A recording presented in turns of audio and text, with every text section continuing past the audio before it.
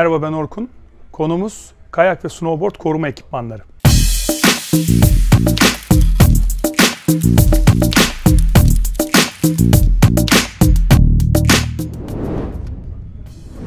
Kayak ve snowboard yaptığımız zaman her sporda olduğu gibi doğru ekipmanı kullanmamız çok önemli.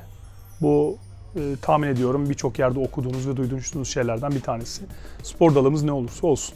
Yani futbolu kalkıp tenis ayakkabısıyla oynayamazsınız. Bisiklete bindiğiniz zaman kafanıza işte bir kask takmanız lazım ve bisiklete uygun bir tight giymeniz lazım ve bir ayakkabı giymeniz lazım gibi bunu çoklandırabiliriz.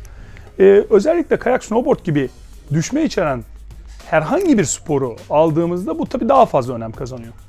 İnsanlar geçtiğimiz yıllarda bunu çok fazla önemsemiyorlardı ve ne mutlu bize ki özellikle 2008-2009 belki 2010 tam bir tarih veremiyorum böyle çizgi şeklinde ama o yıllardan sonra koruma ekipmanına gösterilen özen ciddi şekilde arttı. Ve bugün artık dağlara gittiğimiz zaman sadece Avrupa'da, Amerika'da değil Türkiye'de de dağlara gittiğiniz zaman kafasında kaskı olmayan bir insan neredeyse görmüyorsunuz. Bundan daha 5 yıl önce bile bunun tam tersiydi. Ben kafamla kaskla dağa gittiğimde insanların bakışlarını görüyordum. Yani bu adam kendini yarışçı mı sanıyor? Nedir?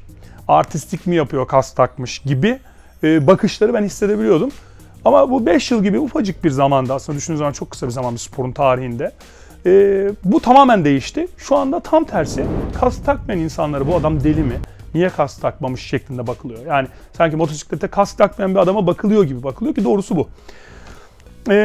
Şimdi ben şöyle genel olarak kayak ve board'da kullanmamız gereken ekipmanlardan ve bunların öneminden bahsedeceğim. Kayakla board'un birebir aynı değil. Çünkü düşüşlerimiz aynı değil. Düşüşler tamamen farklı. Bunu kayak ve snowboard kıyaslaması bir video yaptık. Orada anlatıyoruz daha detaylı bir şekilde. O yüzden de bu sebeple de kullanacağımız ekipmanlar aynı değil. Bazıları aynı, bazıları aynı değil. En önemlisinden başlayacağım. O şekilde ilerleyeceğim. Önem sırasına göre ilerleyeceğim. Kendi düşünceme göre. Şimdi tabii tahmin edebileceğiniz gibi vücudumuzda en çok korumamız gereken, en hassas noktamız kafamız ve gözlerimiz. Bakın gözleri insanlar atlar genelde. Kafa dediğimiz zaman aslında gözler de evet içerisinde ama kask taktığınız zaman kask aslında gözleri korumuyor. Bu sebeple ben genelde kaskla goggle'ı yani tipi gözlüğünü bir bütün olarak düşünüyorum. Ve bu sebeple sıcak günlerde, güneşleyen sadece tipi olan günlerde değil, güneşli günlerde de gözüme her zaman goggle takıyorum ve sebebini şimdi size hem göstereceğim hem de anlatacağım. Burada kaskımızı alalım ilk önce. Şöyle kaskın detaylarına ve malzeme detaylarına da birazdan gireceğim. Yani işte örnek veriyorum 100 liralık da kask var, 300 liralık da kask var. Ben kendim motor kullandığım için oradan da örnekler vererek anlatacağım size farkları. Şimdi kaskımızı taktık. Goggle'ımız yok. Şu şekilde.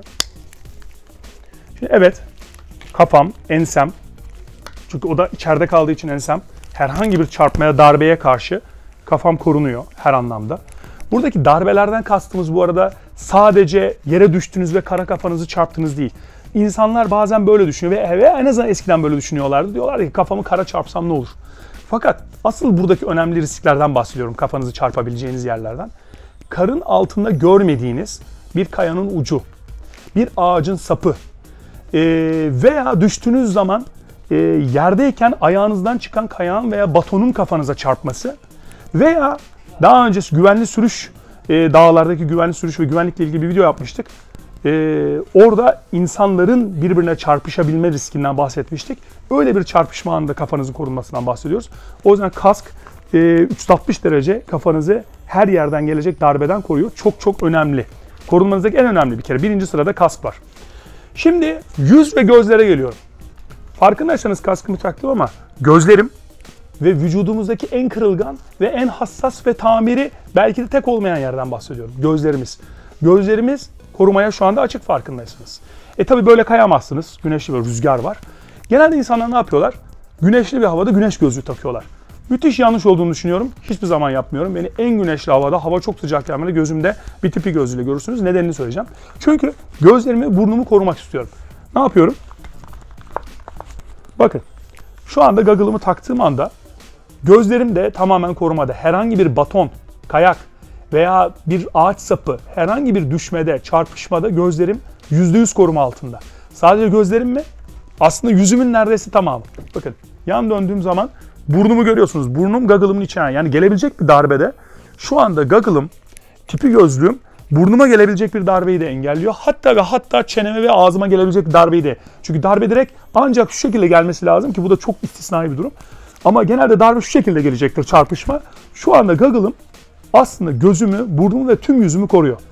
O yüzden daha önce de söyledim. Ben kask ve goggle'ı tek bir koruma sistemi olarak düşünüyorum. Bir bütün olarak düşünüyorum. Tek başına kask olarak düşünmüyorum.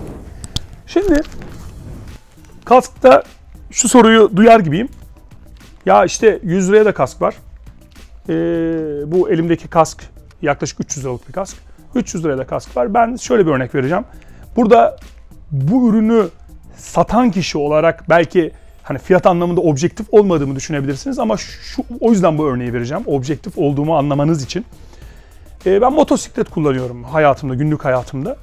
Ve orada da kask alırken orada da işte 200 liraya da kask var, 1000 liraya da kask var. Tabii oradaki kasklar düşme, tabii asfalt ve motosiklet olduğu için daha pahalı ve daha farklı materyallerden, çok daha pahalı materyallerden üretilmiş kasklar var. Daha sofistike. Mesela ben orada gittim kendime olabilecek en pahalı kasklardan birini aldım materyalini araştırıp. Neden? Çünkü düştüğüm zaman o benim güvenliğim. Her şeyin motosikletin üzerinde. Kafamı korumam lazım. O yüzden gidip orada plastikten yapılmış bir kaskı almadım. Burada da aynı şey geçerli. Burada evet 100 liralık tamamen sadece plastikten yapılmış bir kask alabilirsiniz. Ama bu kasklar kompozit materyallerden yapılmış. Çok daha dayanıklı. İç malzemesi darbeyi emen, şok emen, çok daha özel teknolojilerle üretilmiş kasklar. O yüzden tahmin edebilirsiniz ki 100 liralık bir kasktan 300 liralık bir kaskın güvenliğini alamayacaksınız.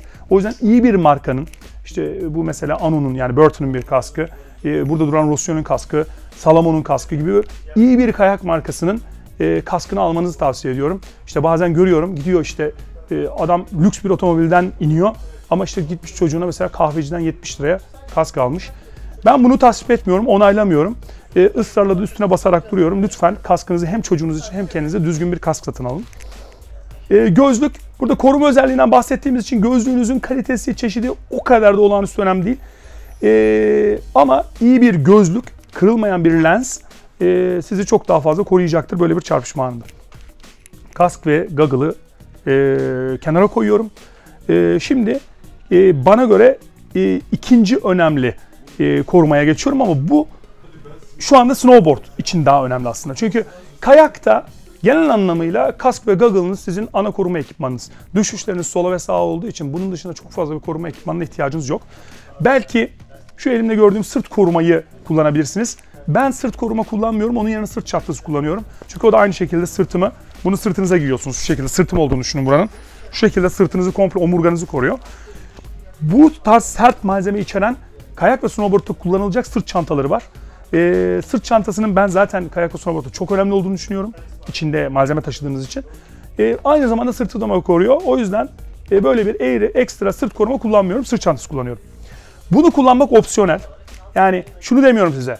Kask ve goggle gibi %100 kullanmak zorunda olduğunuzu düşünmüyorum ben. Bu opsiyonel. Siz bunu ister kullanırsınız, ister kullanmazsınız. Ekstra bir güvenlik. Sırtınız anlamında. Ben kullanıyorum sırt çantası şeklinde. Şimdi snowboard, daha önceki o snowboard kayak kıyaslaması videomuzda bahsetmiştik. Snowboard düşüşleri anlamında biraz daha riskli bir spor. Neden? Çünkü düşüşlerimiz ya öne ya arkaya. Kayakta ne dedik? Ya sola ya sağa düşüşlerimiz. Öne düşmeniz kayakta çok zor bir ihtimal. O yüzden de genelde kolunuz ve omzunuzun üstüne düşüyorsunuz ve kendinizi koruyabiliyorsunuz. Daha darbeye dayanıklı bir yere düşüyorsunuz. Ama yüzüstü düşüşler ve özellikle sırt üstü düşüşler snowboard'da çok daha riskli. Kayağa göre konuşuyorum. Kara düşmüş olsanız bile. Bu sebeple öne düşüşlerde ve geriye düşüşlerde ilk refleks olarak insan şu hareketi yapar. Bu sebeple bilek sakatlanmaları hem önden hem arkadan bileğin sakatlanması çok fazla görülen bir şeydir snowboard'da. Bu sebeple şu bilek bölgesinde ekstra sert korumaları olan Burton'un mesela Protection Glove var elimde. Böyle bir eldiveni şiddetle tavsiye ediyorum. Özellikle çok tecrübeli bir snowboardçu değilseniz. Muhakkak bunu kullanmanızı tavsiye ediyorum veya çocuğunuza da kullandırmanızı tavsiye ediyorum. Yine snowboard'a has bir şeyden bahsedeceğim. Kayakçılar da kullanıyor ama Çok gerekli mi emin değilim. Protection short dediğimiz koruma şortlarımız var şu şekilde. Bunu enduro motorcular da kullanır mesela çok düştükleri için. Toprağa düşerler onlar da genelde. Hem yanlarda, kalçanın kenarlarında şu şekilde. Hem de popo bölgesinde bu şekilde korumalarımız var. Yine snowboard'da düşüşlerimiz genelde popo üstü olduğu için, ne demiştim, kayakta sağa sola. Snowboard'da popo üstü çok oturduğunuz için yer eğer sert buzluysa kuyruk sokumunuza ve kalçanıza zarar verebilirsiniz. Bu çok ağır bir darbe olmayabilir ama keyfinizi kaçırabilir, morarmalar olabilir. O yüzden böyle bir şort kullanmanızı size şiddetle tavsiye ediyoruz. Genel anlamıyla koruma ekipmanlarımız bunlar. Dediğim gibi kaskımız ve goggle'ımız zorunlu. Diğerleri biraz daha opsiyonel. Sizin ne kadar güvenlik beklediğinizle alakalı. Koruma ekipmanında doğru malzemeyi almak, doğru ekipmanı almak her şeyde olduğu gibi çok önemli. Arabadaki emniyet kemeri gibi. Ta ona ihtiyacınız olduğu güne kadar onun önemini fark etmezsiniz. O gün sadece görevini yapacaktır. O yüzden lütfen bundan kaçınmayın. Muhakkak kaskınızı ve gözlüğünüzü, tipi gözlüğünüzü takın. Başka videolarda görüşmek üzere.